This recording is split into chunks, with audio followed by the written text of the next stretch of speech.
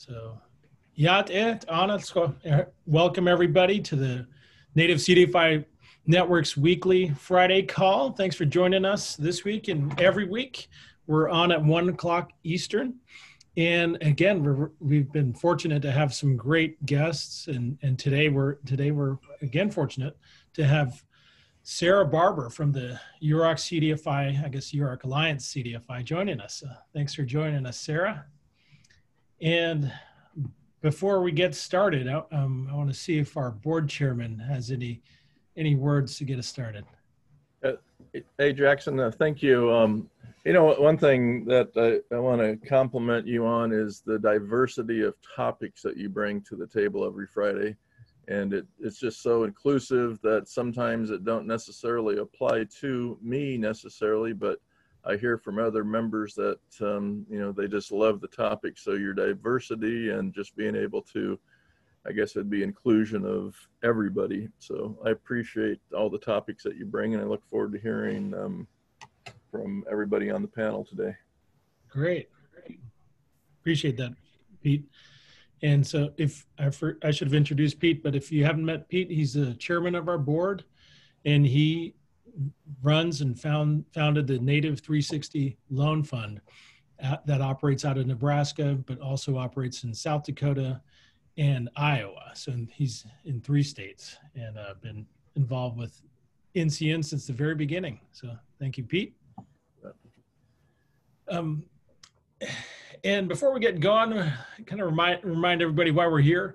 We're here to share, provide timely information to our Native CDFIs and in this challenging COVID-19 environment. 2, to learn. I want to learn, and hopefully everybody else is able to learn from the different things that our Native CDFIs are doing across 27 states. And 3 is to connect. We know that there are not that many Native CDFIs out there, but what you are doing is unique and very much important and very much needed right now. So thank you for what you're doing. Here's a quick overview of what we'll do today. Again, a similar format as what we've done in the past, some updates on the news side, and then some announcements. And if you have any announcements, we'd like you to, we'll have some time for you to share them right then. And so if you have any, you can tee them up in your mind. And then I wanted to provide some background on CRF funding from the CARES Act, so community coronavirus relief funds from the CARES Act, as background before we hear from our featured guest and presenter, Sara, from the Yurok CDFI. So that's where we're going today. And as always, we want to make this a free-flowing conversation, very much open and easygoing. If you have questions, type them in the box, or just unmute and start speaking. So we're all here, we're all friends here. So thanks to CDFIs, and I think we have a few of our allies and supporters and friends on the line as well. Thanks. So yeah, quick news. Here's yesterday, the CDFI Funds Advisory Board had a meeting and wanted to give everybody an update on that. If you recall, in the past couple weeks, we marked this on the calendar and also said that I'd be presenting there. The meeting was chaired by Shane Jett, who is the former chair of the Citizen Potawatomi CDF Community Development CDC, Community Development Corporation, CPCDC. And it was great to see Shane. Shane was in great form as always, and really did a great job of running the meeting. It was a long meeting. It was 3 hours long plus like 30 minutes prep. So he did pretty great on that. NCN, we presented, there was a panel where the CDFI Fund asked to hear about what Native CDFIs are doing, or I guess all CDFIs are doing, and the impact of COVID. And if you weren't able to make it, I made sure to note that Native CDFIs are resilient and have really stepped up to the challenge. And my hat's off to you all for doing that, and doing that in a challenging environment. I know some Native CDFIs have been forced to have had employees who got sick And so they had to work without them. They've had to adapt to working remotely. And also they've had to restructure loans and take in less funding as a result of the downturn. So, but I left them with a message that we are resilient. And then also they asked for some recommendations, and here are some of the recommendations of things we want to talk about. And these are things that are largely have been endorsed by our policy committee at our last year's annual conference. So one is that the NACA program is severely underfunded, and this is nothing new to us, but we provided some figures showing that the need, as according to the Federal Reserve, is 48 million for native CDFIs back in 2017. Yet the fund has been funded at 16 million since 2014. So 6 years of flat funding, and while the rest of the CDFI funds appropriations have grown by 13.7%, and overall government spending has grown by 30%, native CDFI's funding has grown by less than a percentage point. So that's really challenging, and we think that if that funding had been closer to what was actually needed, a lot of our native CDFIs would be really doing even a greater job than you all are doing right now in supporting your economies and your local communities. So note of that, we made note of our continued challenges with the PPP, that it does not fit the non-insured lenders that are below, that make less than $10 million of loans in a year. And we got that on the record. And that also some tribal CDFIs were unable to get a PPP loan, which is which we think goes against the purpose of the program. And we also highlighted that a lot of native CDFIs and CDEs and our friends who work in Indian country have faced some real challenges in getting access to the new market tax credit. So that was a really quick highlight on that. And then I guess I'll pause really quickly, see if anybody has any questions or comments. Okay. And then as far as Congress update goes, again, we're in Groundhog Day. There has not been much movement on another proposal, at least to my knowledge. The sides are pretty far apart, and part of that is both the Democrats and Republicans have been away from Congress holding their conventions. And so now that those are over, hopefully we see some progress toward another coronavirus response bill. And as we've noted in the past, the House has a $1 billion proposal that they have passed, and we support that, and we want that passed. And unfortunately, that really has not been in the proposal from the Senate, and we'll continue to advocate and push for that. But here's a quick highlight. Larry Kudlow, the president's economic advisor, is cautioning about spending. So that's from today. And I guess I'll pause if anybody else has any other news, and we have another section for announcements. Hey, Jackson, it's Andy at Clearinghouse. Yep. I just want to tell the group, I was on the call with the CDFI Fund Advisory Board, and I just thought your remarks were, that you just summarized, just made everyone proud. I was a little disappointed that the board didn't respond much. They didn't respond very much at all. Yeah. They seemed pretty neutral about things, because your points were very important. And like I said, you made us proud. I think you're doing a good job, pushing the needle. So thank you very much for NCN.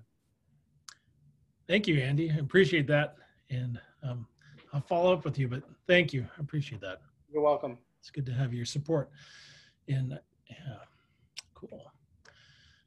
Well, we'll jump into our announcements. And number one on our announcements is that we'll have our annual Policy and Capacity Building Summit.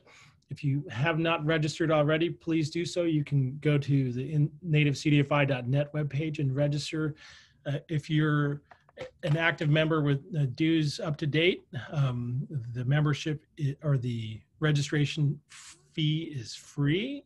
And we have a lot of I think really great goodies that we're lining up for you if you register, and we'll have them sent to your house. Just because we're doing everything virtual doesn't mean you don't have to get the goodie bag. So I think we have some fun things announced there. We're also going to announce our speakers pretty soon, but I think we have an exciting slate of speakers. I think Northwest Area Foundation is on the call right now, and they're one of our sponsors. So thanks, Northwest Area Foundation.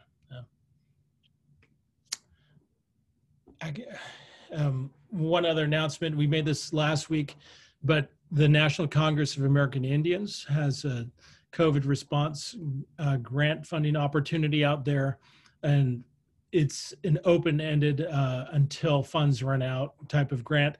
So if you have clients who might benefit from this, I suggest you move on that soon before the funds run out, if they haven't run out already. But definitely a great opportunity to take advantage of.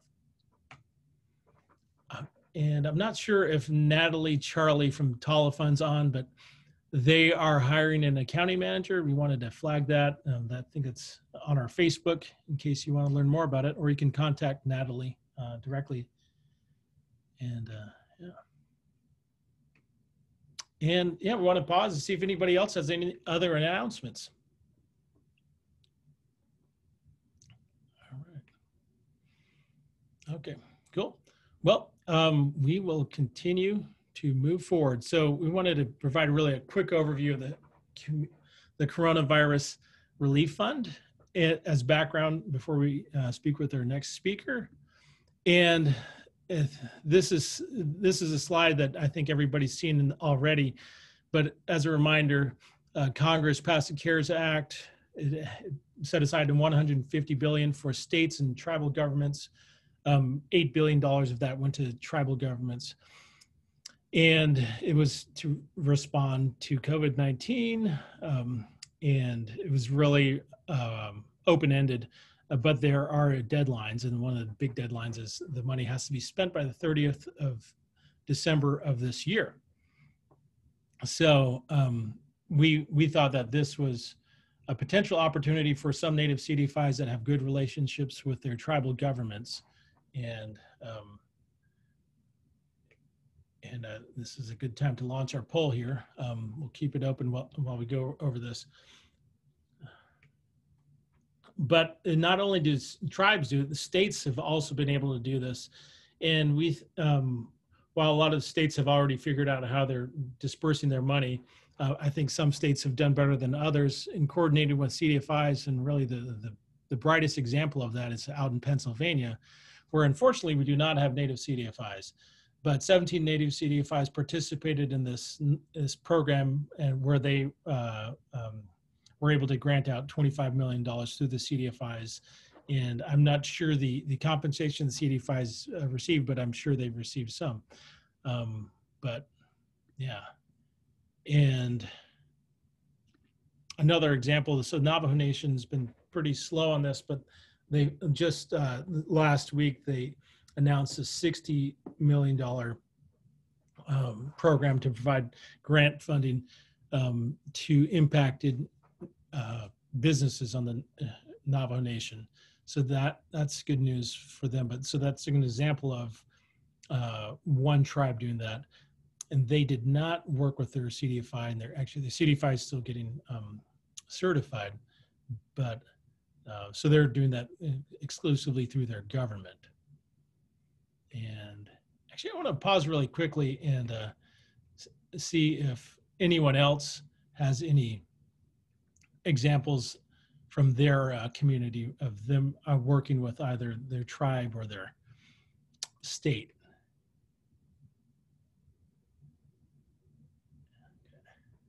Cool. All right. Okay. Well, then we'll keep going. Really quickly, these are some slides we've seen already about the CRF, and this is taken from a frequently asked questions piece from the Treasury. And so this talks about whether a tribe or a state has to submit a plan beforehand. The The answer is no, but another question was about whether recipients can deposit the funds into interest-bearing accounts, and I think that's pertinent to native CDFIs, and the answer is yes. Cool. And then we'll skip over this one, but there are a couple others making it clear that grant funding can be given out to impacted businesses. And grant funding can also be given to different units of the government. Grant funding can also be given to nonprofits to give out. And so that's really the purpose of this. And if you're interested, we can send these out. So cool. All right, so we've got that background. And one more thing before we get going. Janelle Yearout from Nimi Poo Fund out in Idaho said in the chat that her mic isn't working, but they are partnering with their tribe for small business grants that in response to COVID. So that's great news. That's awesome, Janelle. Thanks. All right, and we will end this poll really quickly. So, yeah, we have a few that do, and a few that, and 50% that do not, and 25% do. So cool. All right, so we'll get going. So yeah, here's the fun part. We want to welcome Sara Barbour from the Yurok CDFI and the Yurok Economic Development Corporation to our weekly Friday meeting. So we're really happy to have you here, Sara. So Sara looks like she wears two hats. She's a deputy director for the Yurok Economic Development Corporation, and she also manages the Alliance CDFI out there in Northern California and pretty Yurok country. She's got extensive experience working with her tribe, the Yurok tribe, and she's also part of the Del Norte Economic Resiliency Task Force, which provides extensive support and assistance for small business owners throughout the county of Del Norte in California. And prior to her work with the CDFI and the Yurok Economic Development Corporation, she worked in housing, both for the Yurok tribe and the city of Crescent City, which is right up there next to the Oregon border, and also worked with the tribe. So graduate of Chico State and lives out in Northern California. So here's a kind of overview of where the Yurok tribe is. And I think Yurok tribe is the largest tribe in California, if I'm correct. Yes, that's correct. Awesome. Well, Sara, thank you again. Thank you for joining us, and thank you for your leadership on bringing the Small Business COVID Relief Fund to your members through the CDFI. And what we want to, I guess, can you tell us first a bit about yourself, and then a bit about the CDFI, and then finally a bit about the Small Business Relief Program?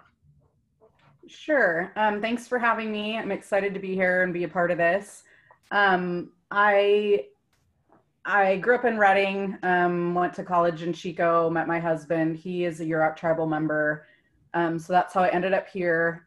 We have two daughters together, and I started working for the tribe in the fiscal department a few years back, and then I got into housing, and then eventually made my way over to Yurok Economic Development, where over the last few elections, our council has become very proactive. They're a younger group. They really want to make forward movement for the tribe as a whole, but the membership individually. They're super focused on small business ownership and entrepreneurs within the tribal community. A few of the council members attended some sort of training where they learned about the CDFI and what they can do.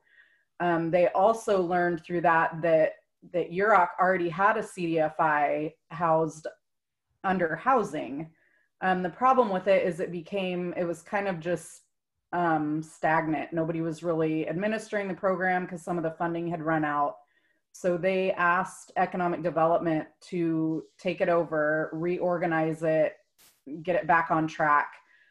So I've spent about 6 months going through that. They still had some active loans. Some people weren't paying. So there was a lot of reorganizing and restructuring of loans that we had to do.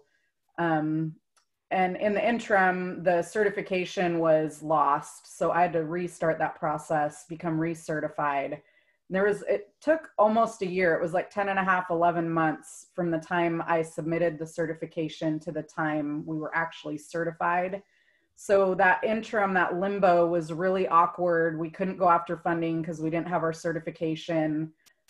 We continued to go to trainings, but the council believed so much in the CDFI and what it could do for the community that they decided to take some of the taxes collected from our fuel marts and fund our loan programs even without the CDFI certification.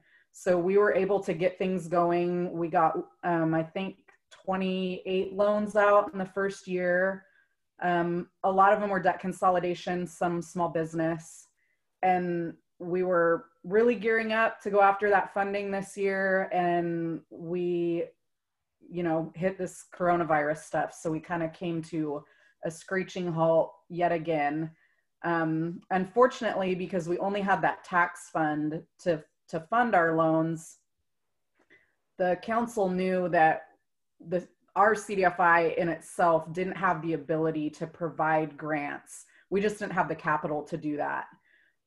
So they've worked really closely with us. When the CARES Act came through, they recognized that it was an allowable cost. We would be able to do this. And the CDFI was the perfect partner to administer the grant program. So we all hustled. We developed an application process, criteria. We got it launched as quickly as possible. We had a few virtual forums that we held so that people could call in and ask questions. And it kind of just went from there. So they allotted $2 million for these grants. I think we launched it the first week of June, and I think my funding's going to be gone by next week. So we've been, it is just super fast paced. We've assisted over 200 small businesses in Yurok country. We're really proud of that. We've made a huge difference in a lot of companies. So we're super excited. Well, that's great. So can you tell us a bit more about the types of businesses that you're supporting there? So the council was really adamant about being able to provide assistance to all types of business owners. They recognize in Indian country, specifically Yurok country, there are a lot of people that supplement their income, or it's their sole income, with their crafts, their artisans, their vendors that travel around. So it wasn't only available to corporations or LLCs. It was businesses of all types. Obviously, the limits were lower for artisans, but that's how we structured it. So we have Yurok tribal members that live in South Dakota that have, pretty substantial electrician corporation. We were able to fund them. We have a restaurant and hotel owners that we were able to fund, all the way down to your regalia makers. So across the board, we were able to help all types of business owners. Great. And we have a few native CDFIs that are looking to do this or are already doing this as well. Do you have any recommendations about record keeping or I guess maybe not record keeping, but documentation, I think is probably what I'm looking for them, so that, so that I'm pretty sure the treasury's been fairly straightforward. Like I said, they've said that you don't have to put forward a plan. It just has to be documented in the end. So I guess, do you have any recommendations on the documentation side? Yeah, that was so a little backstory. Larger CDFIs may have an easier time, or a better way of doing it. I am the deputy director at Yurok Economic Development, which is a full-time job, but I'm also the only employee for our CDFI. So I'm the only one processing all of these applications. We've received, I think I numbered application 259 today that we've received since June. So I just did old school spreadsheet. I numbered the clients as they came in. It was a first come, first serve basis is how we structured it. I definitely think the record keeping has to start from day one, even if it's slow trickling in. As soon as word gets out, they all, and you know, a lot of them weren't eligible. It's not that we were able to fund everyone, but because rumors fly and people say, oh, it was really easy, you just do this one paper. That's not necessarily the case, but the flooding of applications was probably the most overwhelming, and just having to weed through those. So just getting a basic numbering system from the get-go, super simple. It was the easiest way for me to keep track of things. Did you have a second part to that question? I'm sorry. Well, actually, we have another question from Cindy Middlestadt, who runs a CDFI called the Bristol Bay Development Fund out in Alaska. And the question is how did you determine the grant amounts? So our base structure was that we were able to provide grants for the amount of revenue loss that you could show.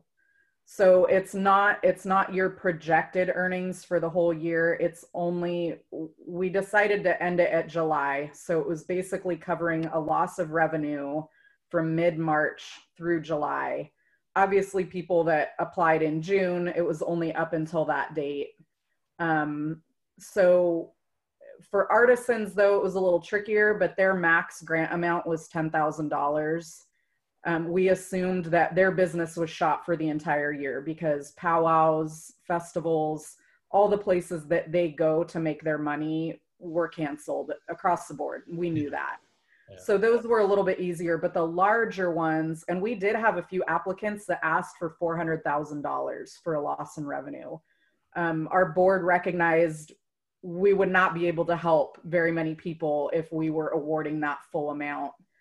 Even if they could show that. So we took the average of their earnings over the last 2 years, and then what they've made so far for 2020, took the difference. We did end up capping at 100,000, just so that we were able to assist more businesses. But that was the determination, was how much revenue was lost as a result of COVID. Great. Looks like we have another question from Janelle. You're out at Nimipu, and did this businesses need to be registered with the tribe or the state?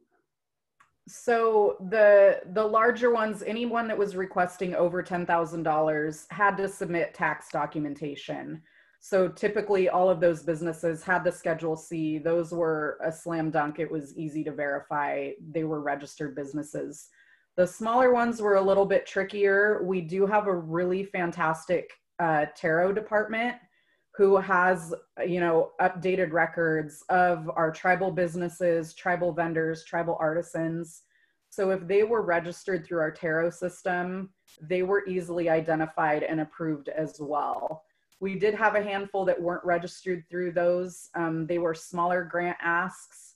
So as long as through their receipts and income record keeping, they could verify the loss and previous income earned, we were able to do that. But we did not require traditional business licenses. We were able to go through our own tribal system. So that did make it easier. Yeah. I guess my experience, and I think it would depend, but yeah, some tribes are making the members register with them, and that's technically not required. I don't think that's required by the Treasury. The Treasury doesn't require that, but that would be a tribal decision, like the Navajo version I just showed a little bit earlier.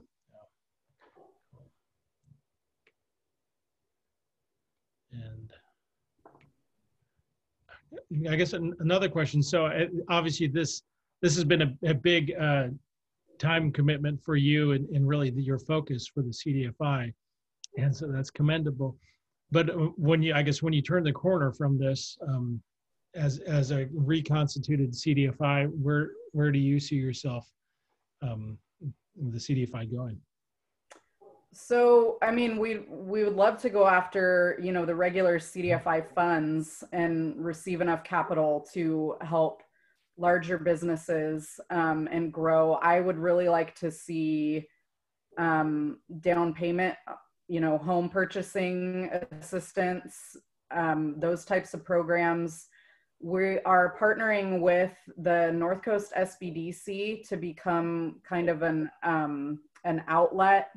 One of the things that we recognized, a lot of the clients that come to us for small business help weren't necessarily ready to receive funding, but we felt that it was our duty to figure out how to assist them instead of just turning them away. So we're trying to develop a partnership to provide more technical assistance to them, classes.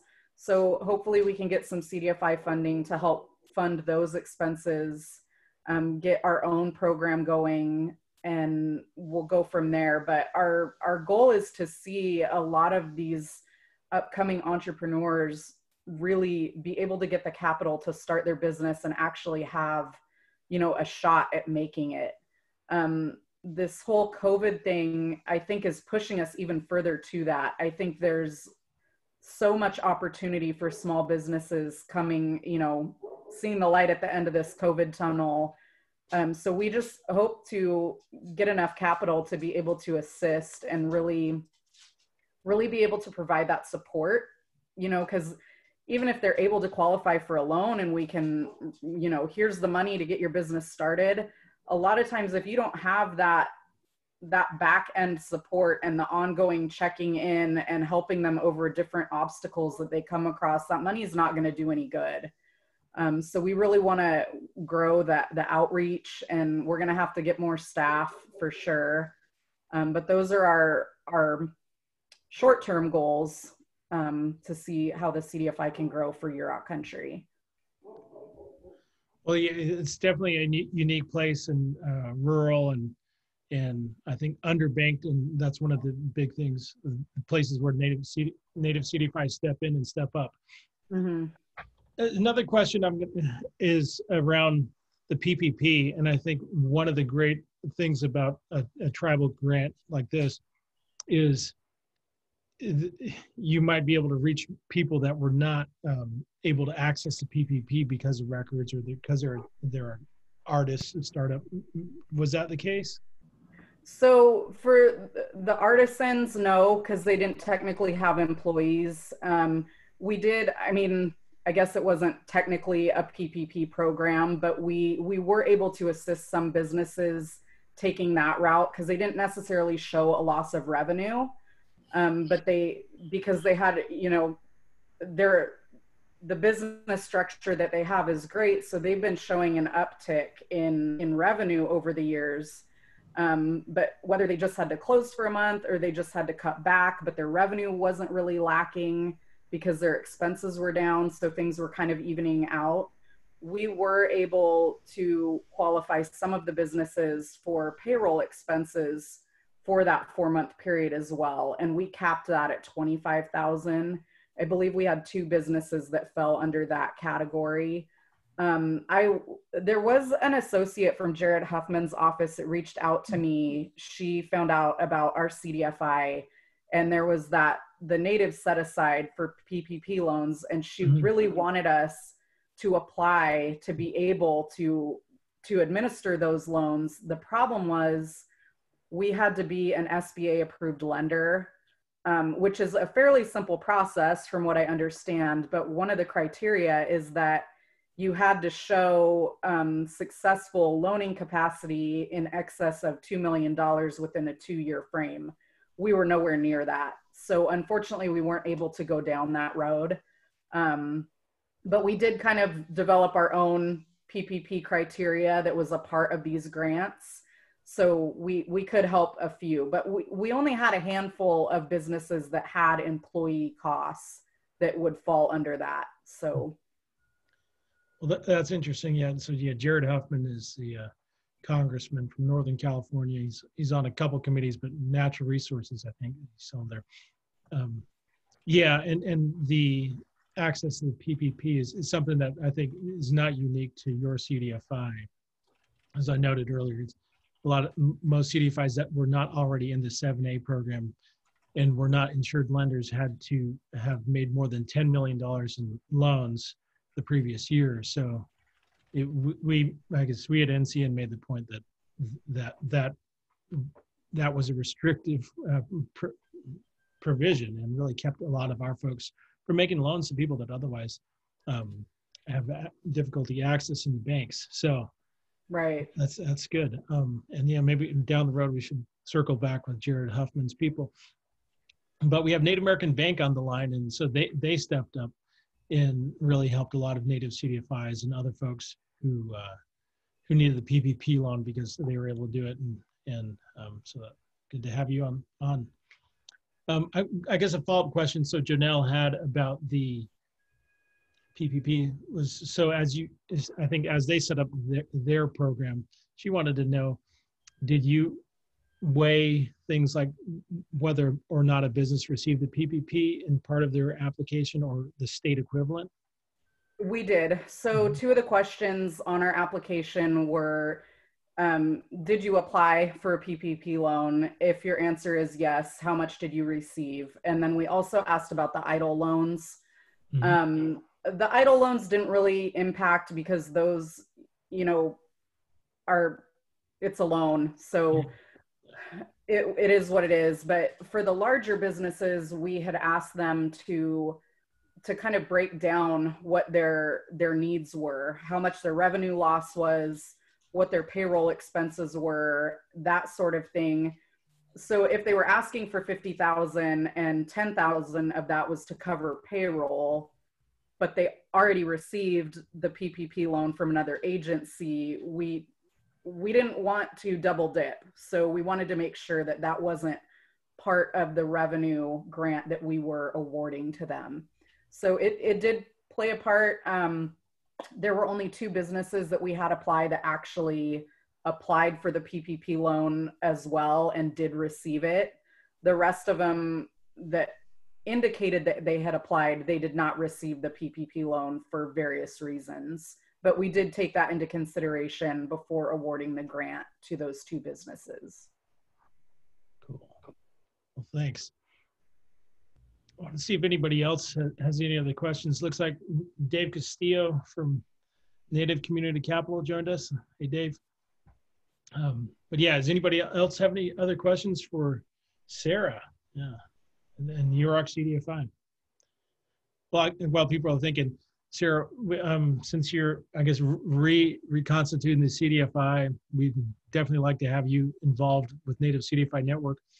And one thing we're going to talk about at our upcoming annual summit late next month is around regional organization and having regions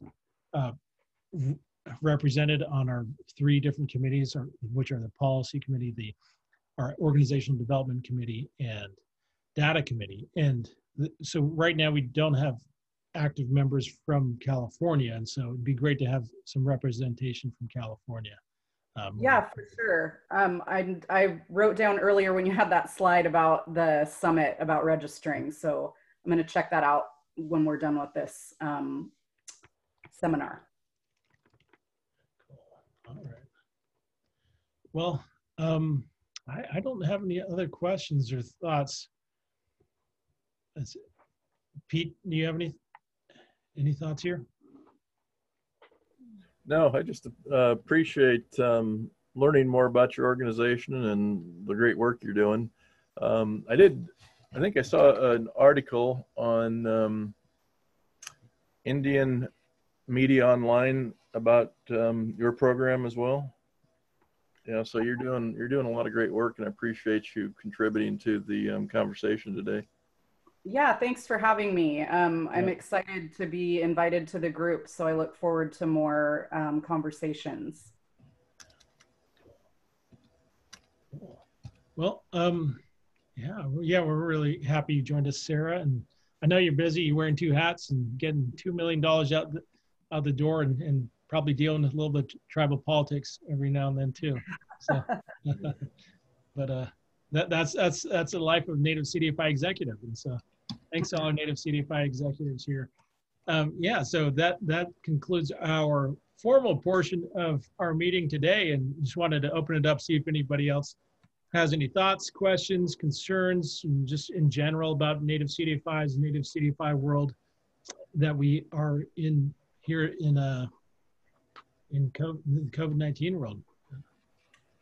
Jackson, somebody asked about my email address. Oh, yeah. Do you want me to just type it in the chat, or do you want to send it?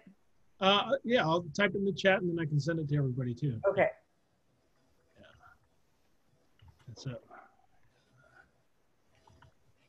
Jackson, I have to thank you as well for bringing those topics up on the panel yesterday, because you and I have talked about it, and it just seems like the Native appropriations for NAC have just kind of been stagnant when the demand is so much greater and the need, can be demonstrated. So I appreciate that, and especially with the new market tax credits. I think we need to really begin a strong campaign.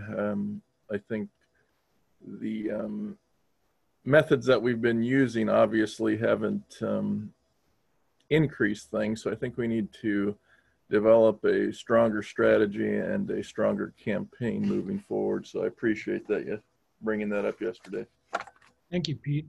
And I think Dave Castillo from Native Community Capitals got his hand raised and might be a question on the same subject. Dave? Yeah, hey, thanks. Sorry I was late. So I posted some stuff on LinkedIn, and I wonder if you guys are seeing the same thing around the country with a comment that was made by one of our colleagues down in the Gulf Coast, a Black-owned CDFI, or Black-managed run CDFI, basically said, we haven't seen this level of interest for investment by banks, or we've seen more interest in the last 4 months than we've seen in the last 40 years. And we've definitely been seeing that as well.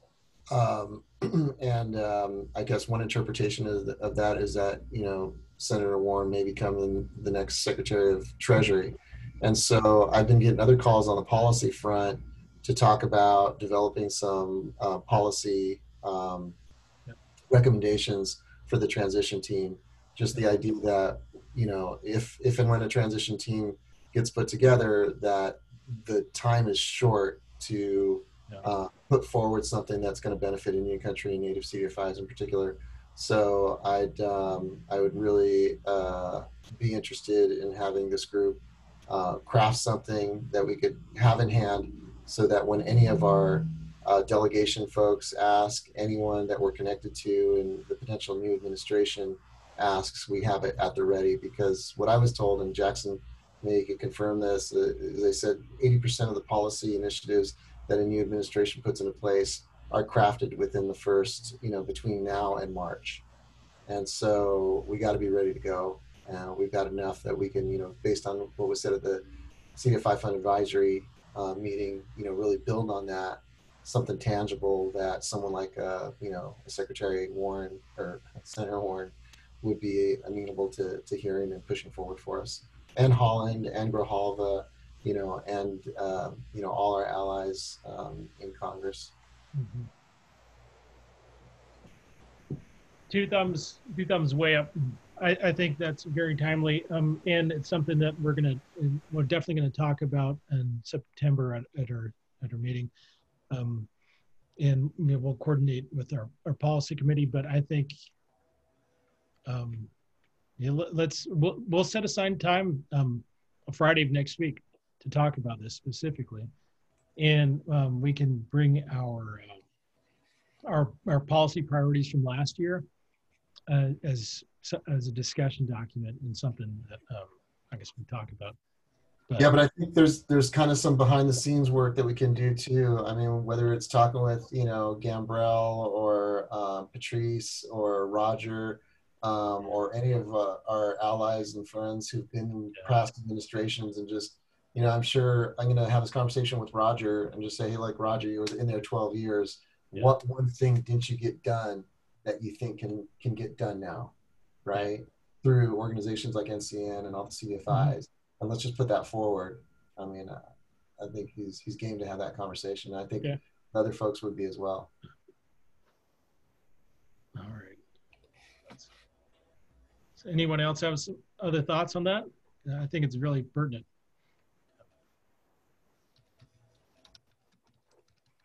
You know, Jackson, I just thought your one slide there was really crisp, clean message too. You know, 3 policy issues just laid out really quick and easy. And oftentimes that's all we have time to talk to our elected reps about.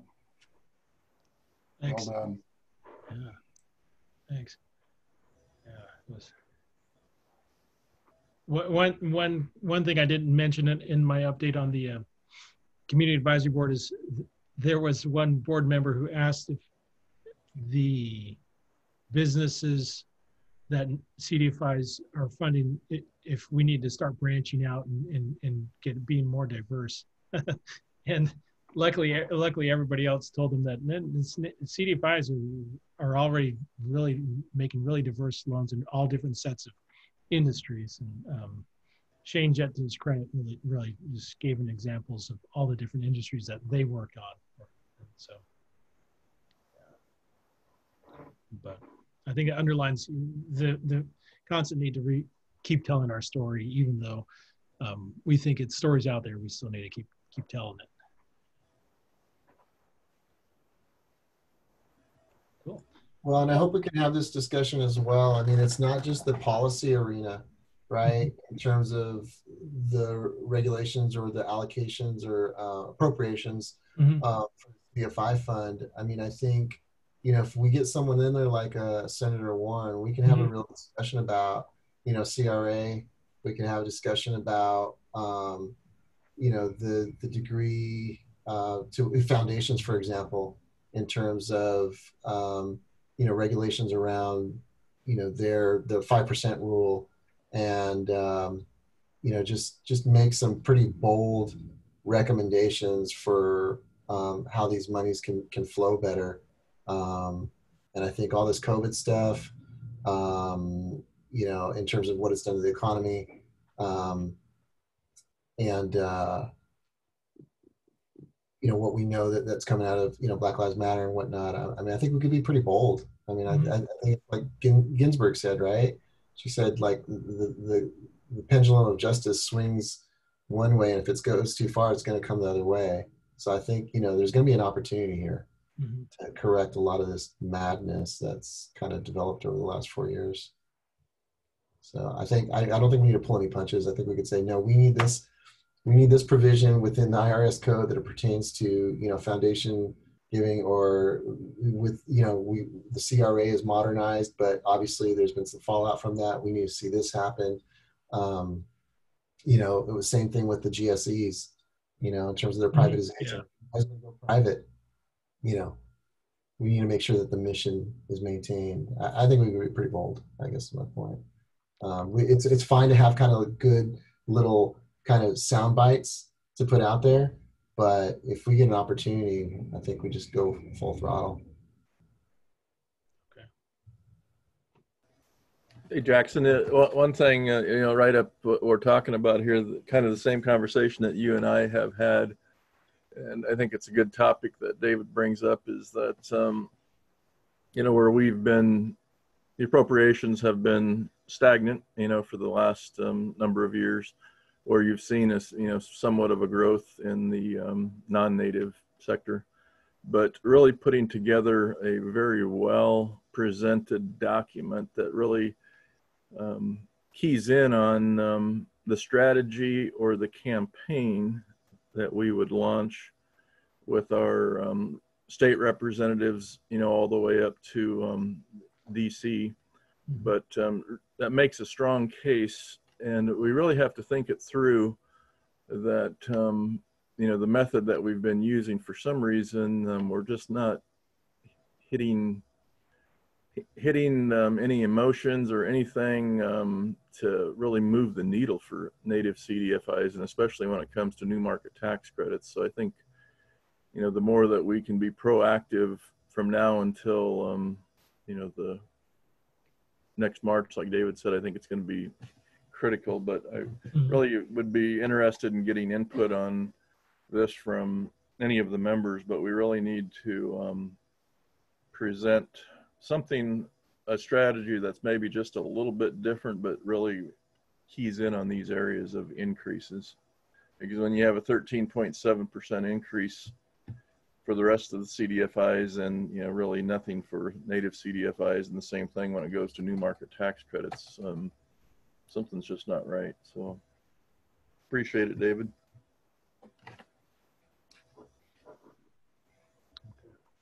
Yeah, we'll carve out 10 minutes at least to talk about this in our next meeting. Yeah, and maybe we should touch base before then too.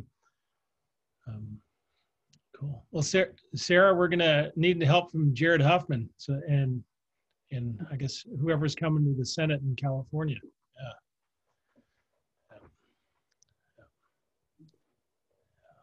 Cool. All right. Well, is anybody else have any other thoughts? Okay. All right. Well, we'll be able to let everybody go a couple minutes earlier, I think. But yeah, thank you, Sarah, and yeah, welcome to the group. Please join us next Friday, and we look forward to hopefully hearing about more groups taking advantage, or CDFIs partnering with their tribes or their states to get that final bit of money out, hopefully in the last couple months. And yeah, I look forward to talking about this conversation again next week. So, yeah, thanks for having me. Thanks, Pete. Any final words, Pete? No, I just appreciate everybody for all their support, and appreciate all the work you're doing, Jackson. Thank you. All right. Thanks. Bye-bye.